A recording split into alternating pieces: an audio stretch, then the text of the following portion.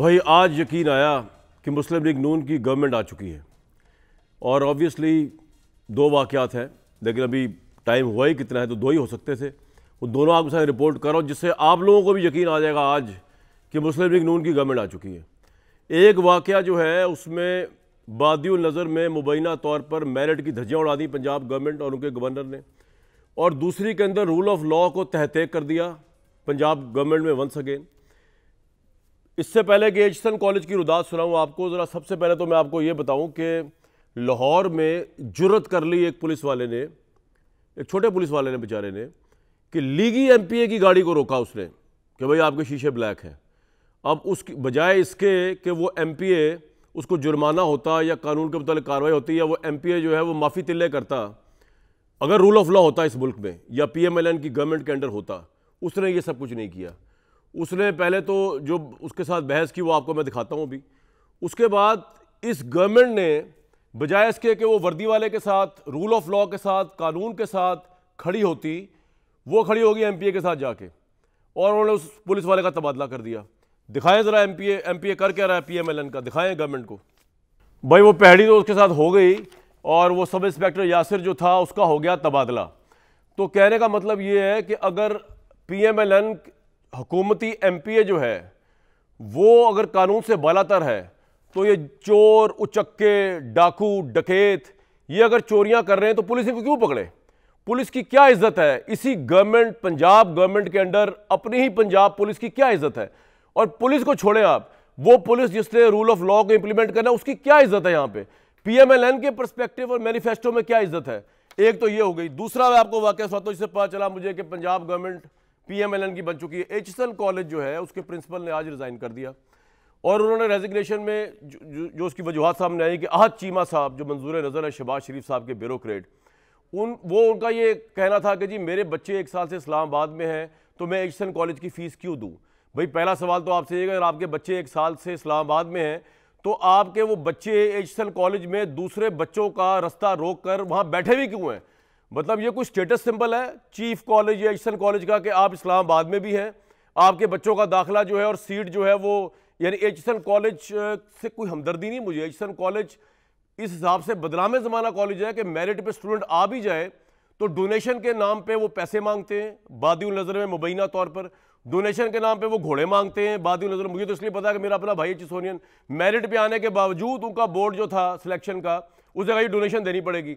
ये बदमाशी तो अपनी जगह पे चीफ कॉलेज की, लेकिन जो इस गवर्नमेंट ने मेरिट को तहत किया है कि आम आदमी का अगर बच्चा इस तरह होता तो कभी यहां पे जुम्बिश कलम से गवर्नर पंजाब ने उसकी फीस माफ नहीं करनी थी, क्योंकि वो आहत चीमा है, वो मंजूर नज़र है, वो हीरा है, ब्यूरोक्रेट जो है शहबाज शरीफ साहब का, क्योंकि वो प्राइम मिनिस्टर, मतलब इस मुल्क में जो प्राइम मिनिस्टर बनता है वो दूसरों को तो समझता है मुसल्ली है या मज़ारे हैं जिन लोगों ने वोट उसके लिए ना होता। अगर एचसन कॉलेज में ये मसला होता तो गवर्नर पंजाब उसके लिए एक्शन ना लेता, यहां ले दिया।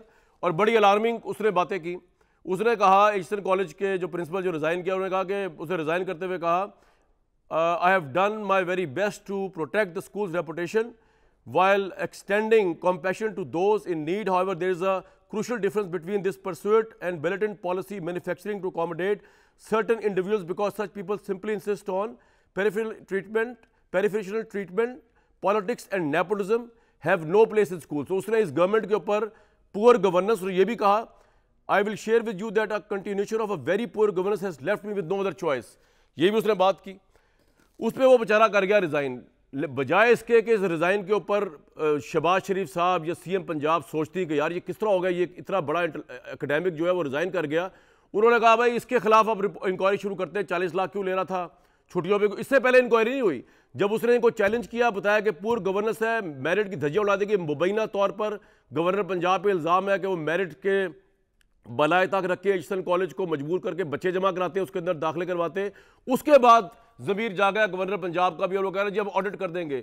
ये टोटल 2 नंबरी है कि आपको पहले पता नहीं चला वो 40 लाख ले रहा था, पहले पता नहीं चला एचसन कॉलेज का प्रिंसिपल 100 दिन छुट्टियां कर रहा है। मैं हसन साहब, ये पुलिस वाले का तबादला एमपीए के कहने पे हुआ है, पहले तो ये तस्दीक तरदीद कर दें।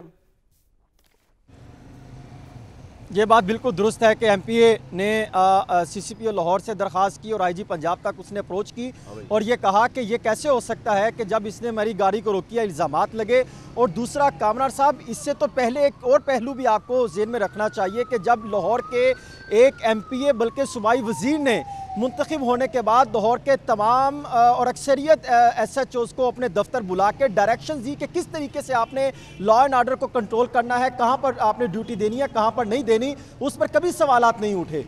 और दूसरा ये जब ये मामला बना तो इनको चाहिए था ये जाके आईजी को रिपोर्ट करते, पंजाब असम्बली में आवाज़ उठाते, लेकिन जिस तरीके से इन्होंने इन पर इल्ज़ाम लगाए और एसएचओ को, सब इंस्पेक्टर को मुअत्तल करने के लिए दरख्वास्त की थी, लेकिन उनको फिलहाल जो है वो पुलिस लाइन में रिपोर्ट करने का हुक्म दिया गया है। और ये कहा गया कि अगर ये नहीं हो सकता तो फिर हम इस क्विकली एचएसएन कॉलेज का मामला बता दें, क्विकली एचएसएन कॉलेज में क्या हुआ? क्या ये इल्जाम आया सामने के गवर्नर पंजाब जो एचएसएन कॉलेज में मेरिट को तहत रखकर दाखिले करवाया करते थे, इल्जाम की हद तक ये बात सही है? कामर शाह साहब, डॉक्यूमेंट्स का जायजा लिया जाए तो ऐसा लगता है कि कहीं ना कहीं नहीं बल्कि ज्यादा गलती गवर्नर पंजाब की है। उन्होंने बोर्ड ऑफ गवर्नर्स को, मैनेजमेंट कमेटी को बालाए ताक रखते हुए मुबैना तौर पर अपने इख्तियारात का ज़्यादा इस्तेमाल किया है, बोर्ड ऑफ गवर्नर से अप्रूवल नहीं ली।